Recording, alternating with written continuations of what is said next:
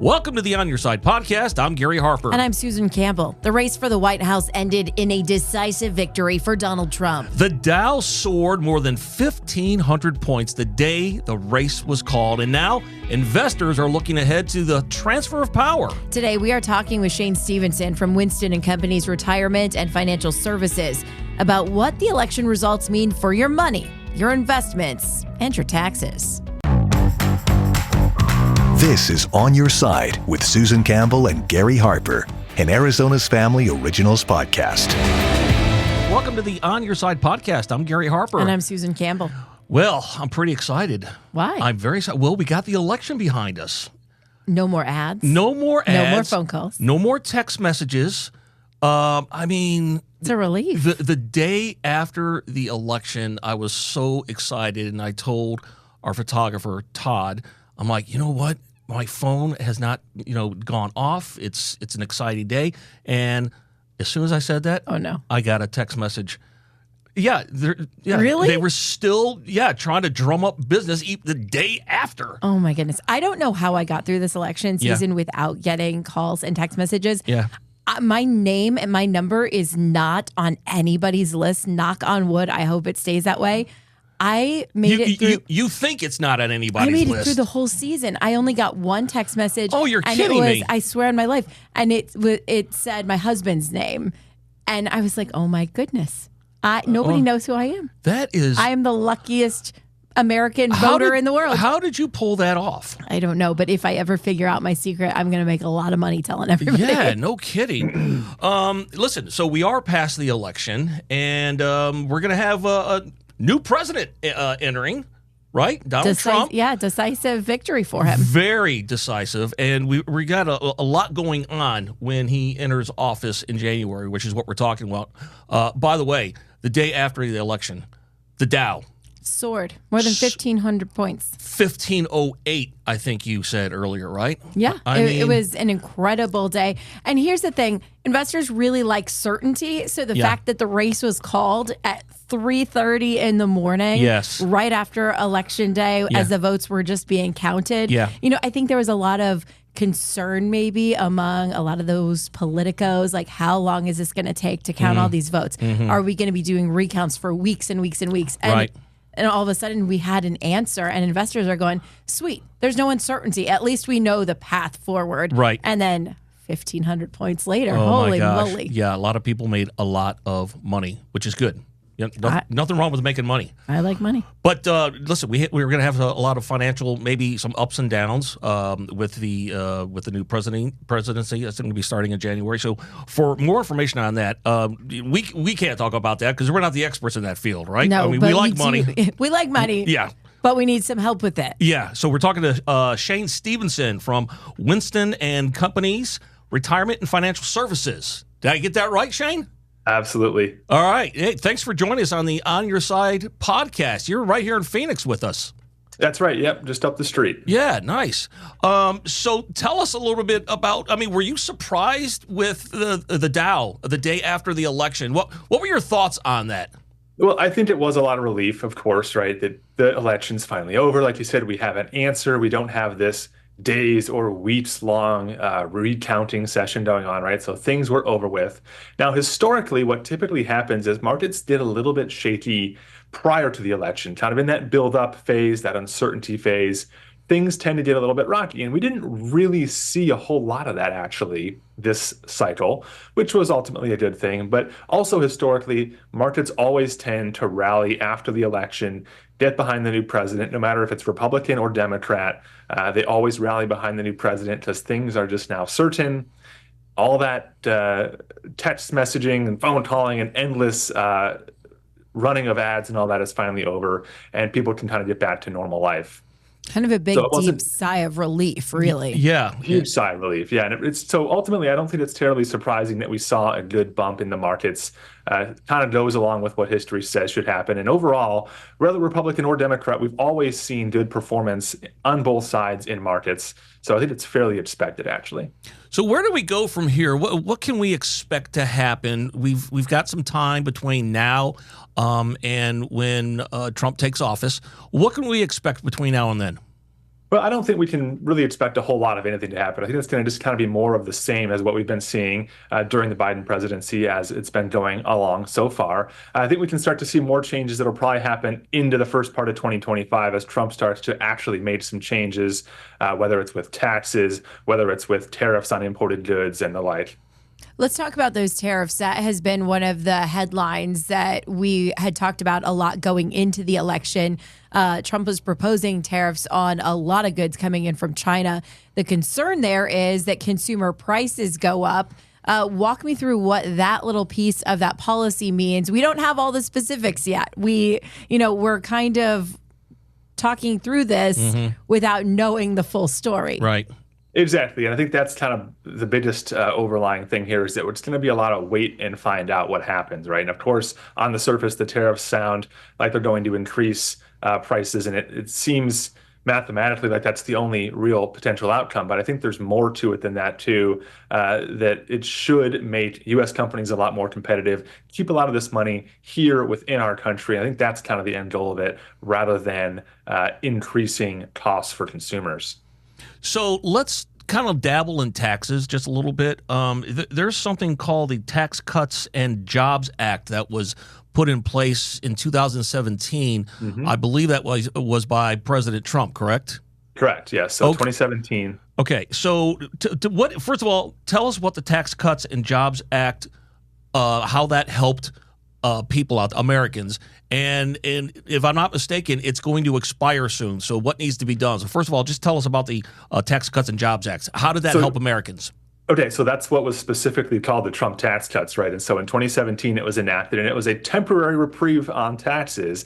It's scheduled to sunset at the end of 2025. But what it did is it dropped all federal brackets across the board for Americans. So tax brackets like a 32 turned into a 25, I believe, and the brackets went down all across the board. And believe it or not, it actually resulted in some of the lowest federal tax brackets that pretty much anyone has seen in their lifetime who's living right now. Might not feel like it out there in the world when you're paying your taxes come tax season, but it's really true that those brackets themselves are as low as they've been really in anyone's lifetime. So because this was a Trump policy, the idea, conventional wisdom might tell you, he liked what he did last time around, and maybe we will see a continuation of this in his new presidency. It's very likely, yeah, that he'll work to at least extend the provision or make it permanent. I'd be inclined to say he's going to work pretty hard to make it permanent. I don't know how easy that's going to be if Republicans don't have complete control of the House and the Senate. We'll see how that all plays out. But I think it's a pretty safe bet to say we'll definitely see an extension, at least, of the Tax Cuts and Jobs Act. If not that, maybe some provisions, some little parts of it will be made permanent or extended. Some of those things that both Democrats and Republicans can agree on, like tax cuts for folks making less than $400,000 a year, increased standard deductions, things like that. What is that going to mean for Americans out there with if it's not passed or extended? Extended. And by the way, is this something that he can do under an executive order, or does this need to be renewed by Congress? Well, I'm not sure about that. That's a good question. But what would happen if this thing was to expire fully and just go away is basically we would see tax increases. For example, a married filing jointly couple making $250,000 would see their rate go from 24 it is up to 33. So 24 to 33 is a pretty huge jump in their top tax bracket. That's an example of how something would change. Also, we'd see a lot of taxpayers flip back to those higher rates. Decreased child tax credits, Tax Cuts and Jobs Act, increased child tax credits. We'd also, though, see some additional deductions come back into the fold. Tax Cuts and Jobs Act, or the Trump tax cuts, eliminated some deductions back in 2017. So that's probably the only good thing, is to say, okay, if it did expire, rates would go up, but you'd have more deductions. But I think most folks would be happier with just the lower brackets overall than a few deductions here and there. Yeah, and like you said, I mean, conventional, he liked what he did initially, so why wouldn't he want to extend it, Right. And so, overall, folks want lower taxes now. I don't think that's something that's really a hot controversy, right? I guess the rest of the story is, well, is this going to just create an issue 10, 20, 30 years into the future? Maybe nobody really knows, but also, unfortunately, I don't think anybody really cares right now. People want that immediate gratification of lower taxes now, and it's kind of hard to argue against it when you think about it. Can you discuss maybe the tariffs a little bit more if those tariffs go into effect? I mean, I'm reading here that there could be a 200% tariff on cars built in Mexico. I mean, if that's in place, I mean, things built in Mexico, shipped over here, they're going to cost consumers more? Yeah, exactly. I mean, a lot of U.S. manufacturers, but as well as a lot of Chinese manufacturers, are trying to go into Mexico to build cars to kind of skirt some import regulations and some tariffs. And I think the intent with Trump is to say, okay, no more of that. You guys can't do that. But then the big thing is, what's going to happen to the prices, right? Is that going to just basically double the price of a car? And I think rather than double the price of the car, what will happen is they just won't sell it at all, because no one's going to buy it if it's double the price due to a tariff, right? So it's going to kind of squash a lot of that foreign manufacturing in Mexico and the imports, and kind of force a lot of stuff to be made here in the U.S. But again, it keeps coming back to this idea of, will prices go up? And I guess it's yet to be seen for sure what will happen. We're still early on. President-elect Trump has not taken office yet, but is there anything consumers or Americans need to do now or be aware of before he is sworn into office? Any changes we need to be aware of or need to do right now? Definitely just keep yourself aware, right? If you know how the rules are now, you'll be more aware of what changes when changes do come. But a couple things to keep in mind right now, especially for folks who are approaching retirement, is if you have big qualified money, IRAs, 401ks, the like, that's pre-tax money. All of that money has a lien on it effectively from the IRS, right? And so you have an opportunity right now, assuming nothing changes, 2024, 2025 tax years, to convert that money, potentially move it into Roth. You want to talk with a tax professional about this to make sure it's in your best interest, but make sure you take advantage of 24 and 25. You have the lower tax rates in those years, and hopefully it gets extended and then everyone can continue to enjoy lower tax brackets. But make sure that you really don't miss out on that opportunity as well, because eventually, whether we want to believe it or not, I'm sure taxes will likely go up to some degree. Boo. Yeah, I know. That's not the greatest news. No, I mean, when you think about it, though, it's probably kind of an unfortunate reality of someday in the future. We just don't know when. Hey, you brought up something that kind of piqued my interest, and that is the traditional Roth IRA versus, the traditional IRA versus the Roth IRA. Mm-hmm. So give me an example here. Let's just say round numbers, $100,000 is in a traditional IRA. If you approach retirement, you're going to be taxed when you are eligible to take that money out. You're going to be taxed on it, because right now it's not being taxed. And like you said, I like the way you said it, there's basically a lien on that money. However, on Roth, it's already taxed, so you won't be penalized when you take it out at retirement. Can you convert a traditional IRA into a Roth IRA? Yes, you can. So there's rules out there that say, okay, if you make a certain amount of money, you can't have a Roth. You can only contribute so much to a Roth every year. But everyone has an unlimited right to convert to a Roth, right? Because ultimately it pleases the Treasury. So when you do this, let's say you have 100 grand sitting in a traditional IRA and you want to put that into a Roth. You could do it all at once and say, okay, 100 grand goes from IRA to Roth, and then you're going to have a big tax bill come tax season. That 100 grand will be added to your income for the year, right? And pay the tax, and then everything else from there on out is going to be tax-free because you did the tax. You paid the tax. The Treasury got their money, and they allow you to live in a tax-free bubble. Okay, so it's basically pay me now or pay me later. You're going to have to pay. Yeah, and that's kind of the unfortunate reality of the world we live in. Sometimes folks come to me and they say, okay, I've got this money. I need a tax strategy. How do I get out of this thing?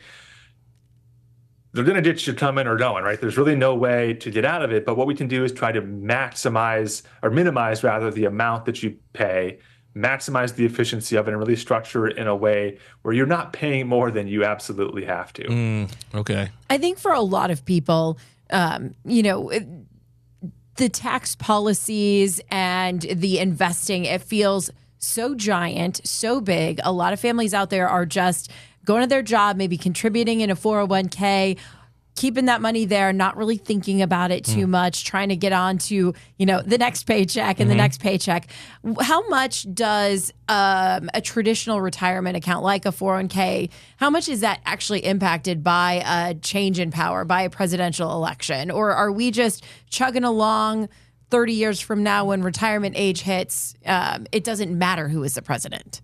I don't really think it's ultimately going to matter all that much over, let's say, a 40-year period, right? The markets have been known to do well under Democrats, under Republicans. So I don't think you need to have this fear that because Republicans are back in or Democrats are back in, that the market's going to do this or that or the other thing, right? I think the tax environment has a lot more to do with it, again, because those accounts are all pre-taxed, those 401ks, those IRAs. The tax environment has a lot to do with it, but it also has a lot to do with how much you participate as the earner, as the saver, and as the eventual retiree. You've got to save money. That's the single biggest driver to successful retirement, is how much you put away, not how much the market earns for you, not how much the mutual funds do for you. You got to contribute. You got to put money away yourself. And that's the single biggest driver to a successful retirement, in my opinion. Yeah, it's great advice. I mean, just contribute as much as you can, because the market's going to go up, it's going to go down, but at the end, you're going to have a lot more than what you started with. Exactly. And if you can do it in a tax-free way, tax-free manner with the Roths, the Roth 401ks, then it's all the better. Because if you think, taxes will stay low for a while, great. No one's really going to complain about that. But if you think that one day taxes could spike, you just want to get yourself into a tax-free bubble as early as possible and with as much money as you possibly can. And a quick note, 401k limits are going up just a tick next year, so you can contribute just a little bit more. I think it's an extra $500. Yeah, I think so. Where does that put us at, Shane? I mean, what's is there a maximum? Let me take a look real quickly. I can find out what it's going to be. So for 2025, it looks like $23,500, increased by $500 Okay. Over 2024. Yeah. All right, very good. Well, start socking away, Susan. Do it. Okay. Hey, Shane, thanks so much for being on the On Your Side podcast. If people want to find out more about you or Winston Companies Retirement Financial Services, where can they go? Well, you can visit us online, winstonandcompanies.com, or call us here at the office. But do check out our website. A lot of great tools and tips on there. All right, sounds good. Hey, have a great day. And again, thanks for being on the On Your Side podcast. Thanks so much, Gary. Thanks, Susan. The On Your Side podcast is produced by Brad Denny. Our audio engineer and editor is Todd Martin. Segment producer is Colin Stanton. And I'm Gary Harper. And I'm Susan Campbell. If you have a problem you can't resolve, maybe we can. Send us a message through AZFamily.com or our AZFamily mobile app. Look for the On Your Side section and leave us a message. Thanks so much for listening to the On Your Side podcast. And if you like it, leave us a review. We'll see you next week. On Your Side is on Good Morning Arizona every weekday morning at 6:45 and 7 o'clock, and every weekday evening on Good Evening Arizona at 4 and 5 o'clock. You can also catch it on Arizona's Family News at 9 on 3TV every weeknight.